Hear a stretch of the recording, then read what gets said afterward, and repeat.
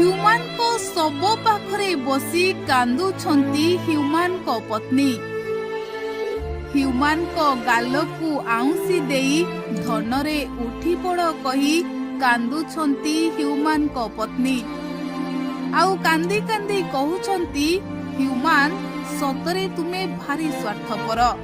କେଉଁ ସ୍ୱାମୀ ସ୍ତ୍ରୀଙ୍କ ଭିତରେ ଝଗଡ଼ା ନଥାଏ, କଳି ନଥାଏ, ହେଲେ ତା ବୋଲି ତମେ ମତେ ଆଉ ଝିଅକୁ ଅଧା ରାସ୍ତାରେ ଛାଡ଼ି ଦେଇ ଏକା ଚାଲିଯିବ।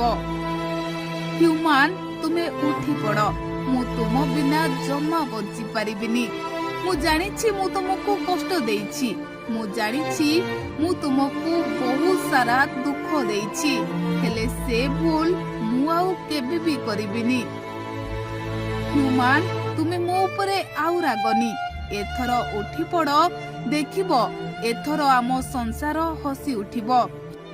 ଦର୍ଶକ ବନ୍ଧୁ, ହ୍ୟୁମାନଙ୍କ ଶବକୁ କୁଣ୍ଢାଇ ପକାଇ ଆଖିରୁ ଧାର ଧାର ଲୁହ ଝରାଇ ଆଉ ଏମିତି କିଛି କହି କାନ୍ଦୁଛନ୍ତି ହ୍ୟୁମାନଙ୍କ ସ୍ତ୍ରୀ। ଭୋ ଭୋ ହୋଇ କାନ୍ଦି ଆଖିର ଲୁହରେ ହ୍ୟୁମାନଙ୍କ ଶବକୁ ଓଦା କରି ସାରିଲେଣି, ହେଲେ ଯେତେ ଡାକିଲେ ବି ହ୍ୟୁମାନ ଆଉ ଆଖି ଖୋଲୁନାହାନ୍ତି। ଆଉ ସ୍ତ୍ରୀ ସବୁ ଭୁଲକୁ ଅନୁତାପ କରି ସ୍ୱାମୀଙ୍କ ଶବ ପାଖରେ ବସି ମୁଣ୍ଡ ବାଡ଼େଇ ରାହା ଧରି କାନ୍ଦୁଛନ୍ତି।